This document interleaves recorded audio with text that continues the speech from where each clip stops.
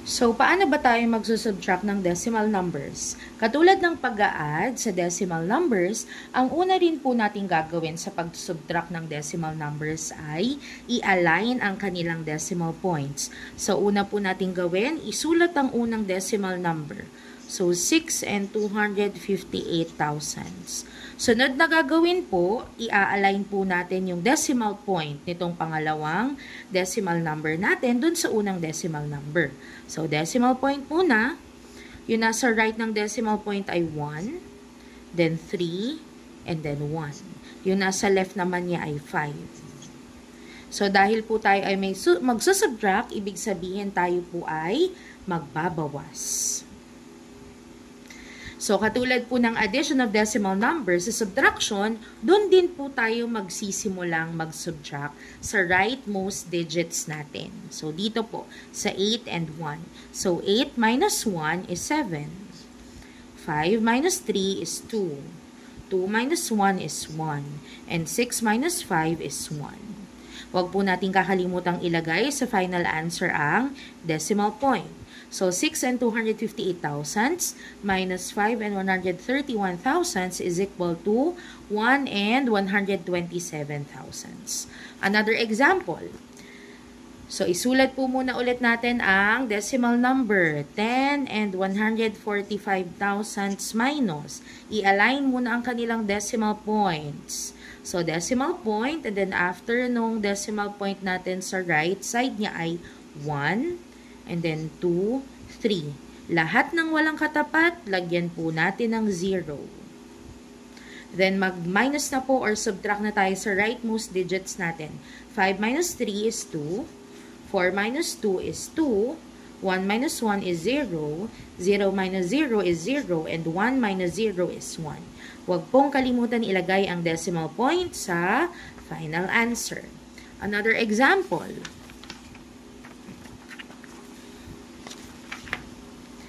So, isulat po muna ulit natin ang unang decimal number. 58 and 216 minus. Align ng decimal point. Decimal point, sa right ng decimal point natin may 1, may 8, at may 5. And then, meron tayong 2 dito sa kanyang left, and then 5. So, mag-subtract na tayo sa rightmost digit. 6 minus 5 is 1. 1 minus 8, pwede ba natin yung ipag-minus? Hindi. Kung baga sa pera, kung meron kang piso, manghihiram sa'yo yung kaibigan mo ng 8 pesos, mapahihiram mo ba siya? Hindi po. So, katulad lang din yan sa daliri natin. Yung 1, pwede ba natin tong bawasan ng 8? Hindi po pwede kasi kulang. So, kapag kulang po ang number na ima-minus natin, kailangan po natin manghiram sa kabilang number. Doon po sa number na hindi pa natin nagagamit. So, dito, hindi natin pwedeng i-minus sa 6 kasi nagamit na natin yan, may answer na tayo. Dito po tayo sa 2 manghihiram. Okay? So, yung 2, hihiraman po natin yan ng 10. So, yung 2 na to ay magiging 1 na lang yan. And then, itong 1 natin, dadagdagan natin siya ng 10, kaya yung 1 magiging 11. So, 11 minus 8 is, how many? 3. And then, itong 1 natin, minus 1 is 0. 8 minus 2 is 5. And 5 minus 5 is 0. Huwag pong kalimutan, ilagay ang decimal point. So, kapag medyo nalilito po tayo, pwedeng ilagay natin sa daliri muna yung mga numbers sa taas. Kung pwedeng mag-minus o hindi. Halimbawa yung 6. Lagay natin sa daliri natin. Tapos, ma-minusan daw natin ng 5. So, pwede natin siyang bawasan ng 5. Ang matitira na lang ay 1. So, tama yung sagot natin dito na 1. Okay? Next example. 7 and 691 minus 2, decimal point, 9, 8, 4, and then 2. So, rightmost digit po ulit. O, yung 1 daw, babawasan siya ng 4. Pwede ba? Hindi natin pwedeng bawasan itong number 1 ng 4. Kaya anong gagawin po natin? Manghihiram tayo doon sa katabing number which is 9. So, itong 9, magiging 8 na lang yan. At dahil nanghiram po tayo dyan, madadagdagan ng 10 yung nanghiram. So, yung 1 natin plus 10 magiging 11 na po. So, 11 minus 4, ilan? 7. 8 minus 8, 0. 6 minus 9. Yung 6, pwede ba nating hiraman ng 9? Hindi po pwede. Huwag po nating pilitin pag hindi pwede. So, anong gagawin po natin? Manghihiram po ulit tayo saan? Dito sa 8 o sa 7? Dito na po sa 7 kasi yung number 8 sa kabilang side ay nagamit na po natin. Lagi po tayong nanghihiram sa number na nasa left side. Okay? So, yung 7 magiging 6 and yung 6, madadagdagan po yan ng 10. Hindi po 1, ha? So, magiging 10. So, 10 plus 6 is 16. 16 minus 9, ilan po? 7. 6 minus 2, 4. At huwag pong kalimutan ang decimal point. Ngayon, ma'am, paano natin madodouble check kung tama ba yung answer natin? So, pwede po natin gawin, i-add po natin ito dito sa difference na nakuha natin. So, ang tawag sa sagot sa subtraction ay difference. So, try natin i-add. Kailangan, ito po ang magiging answer natin dyan. So, 7 plus 4 is 11, carry 1. 8 plus 0 is 8 plus 1 is 9. 7 plus 9 is 16, carry 1. 1 plus 4 is 5 plus 2, 7, decimal point. So, bumalik po ba tayo dito? Opo. Ibig sabihin, itong answer po natin as 4 and 707 thousandths ay tama.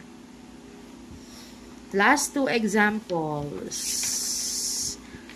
Yan. Paano naman po kapag may whole number tayo? Katulad nito.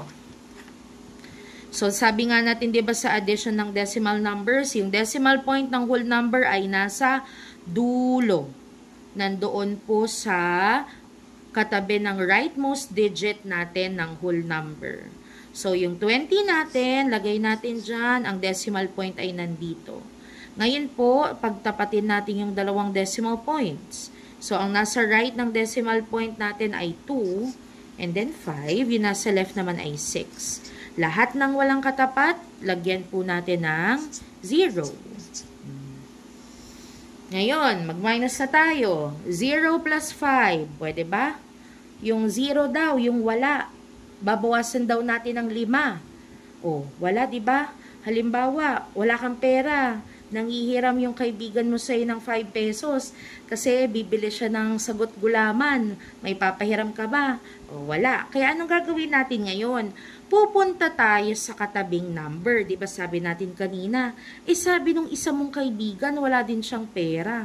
So, hindi tayo makakahiram dito. Anong gagawin natin? Itigil na lang to? Hindi. Pupunta tayo sa susunod na number ulit sa left. Yan, sabi ng kaibigan, ay sorry, wala pa rin akong pera. So, huwag tayong susuko. Pupunta tayo sa... Yan, so dahil hindi tayo pwede manghiram dito, pupunta na tayo dito sa next number. Ngayon, itong 2, magiging 1 na lang siya kasi dito tayo pwedeng manghiram. So, yung nakuha natin dito, i-add natin yung 10. Di ba laging 10? So, 0 plus 10 is 10. Ngayon, pwede na siyang manghiram. Hanggang yung dulong number natin, pwede na nating bawasan. So, itong 10, babawasan ulit natin siya ng 1. Ito ay magiging 9 na lang. And then, yung katabi niyang number, madadagdagan ng 10. 10 plus 0 is 10.